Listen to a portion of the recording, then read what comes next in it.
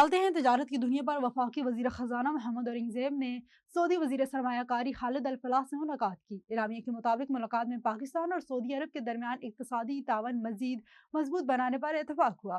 ملاقات میں دو طرفہ سرمایہ کاری اور جاری منصوبوں کی پیش رفت کا جائزہ لیا گیا۔ پاکستان میں سرمایہ کاری کے مواقع پر سعودی قیادت کی جانب سے اعتماد کا اظہار کیا گیا۔ اعلامیہ کے مطابق ملاقات میں اعلیٰ روابط اور باہمی اعتماد کو مزید مضبوط بنانے کا فیصلہ بھی کیا گیا۔